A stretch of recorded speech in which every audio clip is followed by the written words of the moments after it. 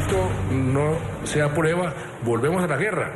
Porque tenemos... En Colombia comienza el debate sobre el plebiscito como mecanismo para la refrendación de un eventual acuerdo de paz entre el gobierno y las FARC en La Habana, Cuba. En las manos de la Corte Constitucional está la aprobación del mecanismo para seguir su curso en el Consejo Nacional Electoral. Al mismo tiempo empiezan a levantarse las voces por el sí y el no. Quienes se oponen critican que el umbral de votos necesarios para ganar el plebiscito haya sido modificado por el gobierno. Argumentan que el 13% del padrón electoral es muy bajo y favorece al sí. Cuestionan además que se va a avalar un proceso de paz con impunidad. Por su parte, el presidente de Colombia, Juan Manuel Santos, aseguró que si los colombianos no ratifican en un plebiscito lo que se acordó en La Habana con las FARC, el país volvería a la guerra. Estas palabras de Santos causaron una fuerte polémica una semana antes del anuncio de la firma del fin del conflicto, que incluyó el cese al fuego bilateral y la dejación de las armas. Con un nuevo apretón de manos, esta vez ante la mirada del secretario general de la ONU, el presidente de Colombia, Juan Manuel Santos, y el máximo jefe de las FARC, alias Timochenko, anunciaron el acuerdo para el fin del conflicto armado que ha sacudido y enlutado al país una y otra vez durante más de 50 años. Para la firma de los acuerdos sobre el cese al fuego y de hostilidades bilateral y definitivo. El pasado 23 de junio, las partes alcanzaron uno de los puntos más esquivos, el cese al fuego bilateral y la dejación de armas. La paz se hizo posible. La paz es posible. Ahora vamos a construirla. E iniciará la construcción de una paz estable y duradera. Pero en la construcción de esa anhelada paz en el terreno, varias batallas aún faltan por librarse. Una de ellas, el plebiscito. Primero, porque aunque las FARC finalmente renunciaron a la propuesta de una constituyente y aceptaron la posibilidad de un plebiscito para la refrendación del acuerdo, la decisión está en manos de la Corte Constitucional. Precisamente, el Alto Tribunal comienza hoy el debate con la ponencia del magistrado Luis Ernesto Vargas, quien deberá explicar las razones por las cuales este debe ser el mecanismo para que los colombianos legitimen lo acordado en La Habana. Artículo 7, Ley 134 de 1994. El plebiscito es el pronunciamiento del pueblo convocado por el presidente de la República, mediante el cual apoya o rechaza una determinada decisión del Ejecutivo. Además de la aprobación de la Corte Constitucional, el mecanismo debería pasar por el Consejo Nacional Electoral para verificar las garantías de los grupos promotores. Si estos pasos no se cumplen, lo acordado entre el gobierno y las FARC no se podría aplicar. Y aquí la segunda batalla, voces por el sí y el no. Para el presidente Santos, la necesidad de cumplir su promesa de que los colombianos tendrán la última palabra. Es que si el plebiscito se niega, vamos a poder negociar un acuerdo mejor. No se equivoquen. Si el plebiscito no se aprueba, volvemos a la guerra. Tenemos información amplísima, que ellos están preparados para volver a la guerra y a la guerra urbana, que es mucho más demoledora que la guerra rural. Para la oposición, la última oportunidad para evitar un acuerdo que, según ellos, lastima la paz. Eso no se le ocurre sino a las FARC. Recuerden al mono Jojoy, estando los soldados secuestrados, que les dijo, nos veremos en las ciudades. Finalmente, la batalla que los colombianos no quieren seguir librando, la batalla con la guerra misma. Saludamos en nuestra sala de redacción de NTN 24 a Juan Lozano, abogado, periodista, quien fue alto consejero presidencial de Colombia, también se desempeñó como ministro de Ambiente y Vivienda y actualmente es el decano de la Facultad de Comunicación Social y Periodismo de la Universidad Sergio Arboleda en Bogotá. Decano Lozano, un buen día, bienvenido a la mañana de NTN 24. Buenos días, un saludo para ustedes y para toda la teleaudiencia. La pregunta del millón, ¿qué va a pasar si finalmente la Corte Constitucional de Colombia no aprueba el plebiscito? Esa es una posibilidad que existe porque juristas muy importantes en Colombia han advertido sobre los vicios y los errores que se cometieron en la tramitación de esa ley. De manera que la opción está abierta. Si eso ocurre y hay una palabra presidencial empeñada en la refrendación popular, tendrán que encontrar otro camino para la refrendación popular. De lo único que no se puede sustraer ni escapar el proceso es de consultar a los colombianos su opinión sobre los acuerdos. Por eso es tan importante este fallo de la Corte. Sí, doctor Lozano, otra de las dudas es el tema del umbral. Hay quienes plantean que el umbral de votos necesarios para ganar el plebiscito, que se fijó en el 13%, esto del padrón electoral, es prácticamente asegurarse que ganará el sí. ¿No pierde entonces legitimidad este mecanismo de refrendación con una cantidad de votos que es tan baja? Y lo pregunto porque pues antes se necesitaban 16 millones de votos, ahora poco más de 4.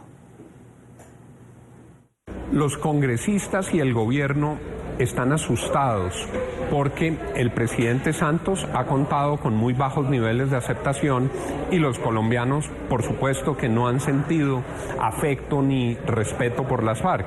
Por eso temían que con el umbral establecido en las normas, el plebiscito pudiera naufragar. Sin embargo, para enmendar esa dificultad, adoptaron un umbral demasiado bajo. Ese 13% de ninguna manera representa una mayoría del pueblo colombiano.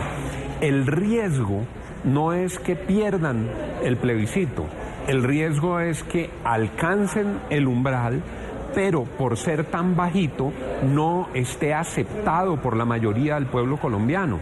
Esto no se agota el día de la votación.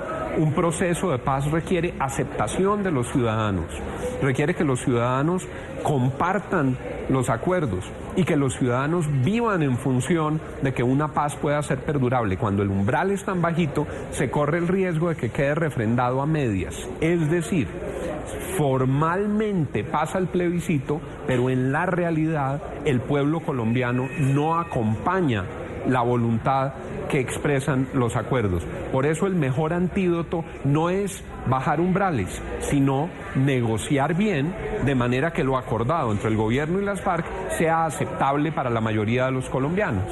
Ahora, también hay quienes quieren un mecanismo que les permita o que les dé mayor amplitud, que les permita modificar alguna parte del acuerdo. ¿Sería realmente esto posible, más allá del sí o no?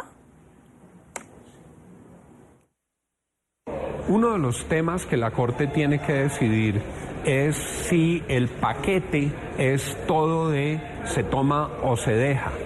Las deliberaciones en el Congreso además condujeron a que se eliminaran las garantías para quienes tienen observaciones frente a los acuerdos de paz. Entonces eliminaron la financiación para el no restringieron la publicidad del gobierno, no impusieron una ley de garantías que haga equitativo el juego. Esa mezcla de cosas, la falta de garantías, la ausencia de garantías para el no en la financiación y el voto en paquete generan inquietudes. Es uno de los asuntos que tendrá que decidir la Corte. Por su lado, el gobierno ha dicho, si empiezan a votar unos temas sí, unos temas no, luego habría que renegociar todo el paquete y es difícil. En eso, la Corte tendrá que decidir sobre la naturaleza del instrumento de participación. Y hay quienes dicen que lo que aprobaron, que se llama plebiscito, por esas razones ni siquiera es un plebiscito. Ya, doctor Lozano, fíjese que en el acuerdo que se firmó la semana pasada en La Habana entre el gobierno y las FARC justamente aceptaron que ese mecanismo de refrendación de los acuerdos sea el que se apruebe o el que apruebe la Corte Constitucional, ya lo mencionaba usted, algo que marca una clara diferencia en sus planteamientos anteriores, pues siempre las FARC, hay que decirlo, propuso una asamblea constituyente. ¿A qué se cree que se deba tal vez este cambio en esa postura? Se puede sostener que es un avance que las FARC acepten el plebiscito. Desde mi perspectiva, lo aceptaron es porque ya no necesitan constituyente, porque ya el gobierno les ha dado todo, porque el gobierno ya aceptó que desde Cuba modificaran la Constitución con un escrito que mandaron a que el Congreso lo pupitreara. Eso ya ocurrió. Ya el ponente de la reforma constitucional dijo, esto lo mandaron de Cuba, escrito por el gobierno y las FARC, y ustedes, fue la frase que él usó, la cito entre comillas, no le pueden cambiar ni una sola coma. ¿Y eso qué implica? Que todos los acuerdos se constitucionalizan. Todo lo que definan, según eso que pupitrió el Congreso, quedaría incorporado a la Constitución. Entonces, si ya todo lo que quieren las FARC está metido por la puerta de atrás a la Constitución, ¿para qué constituyente? Eso no fue un triunfo del gobierno que los bajó de la Constituyente, sino por el contrario, una concesión excesiva del gobierno que ya les permitió reformar la Constitución y ya no necesitan constituyente. Eso creo yo que fue lo que sucedió. Ahora, señor Lozano, ayer las FARC dijeron que si el plebiscito pierde, ellos no van a volver a la guerra. ¿Usted les cree? Ojalá pudiéramos. Los colombianos todos queremos la paz y los colombianos todos quisiéramos poder confiar en la palabra del gobierno que tantas veces se ha incumplido y en la palabra de las FARC que tantas veces se ha incumplido. Esa garantía, más allá de la buena fe y de la ilusión que tenemos de que un día digan la verdad, debería tener unos mecanismos de protección.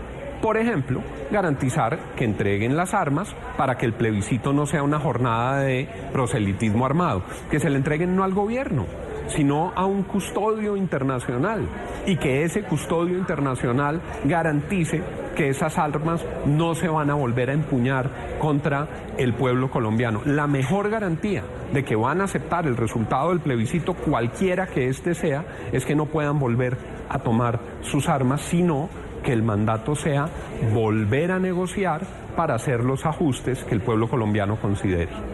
Doctor Lozano, pues muchísimas gracias por madrugar con nosotros. Es Juan Lozano, abogado, periodista, fue alto consejero presidencial, se desempeñó además como ministro de Ambiente y Vivienda en Colombia, ex senador.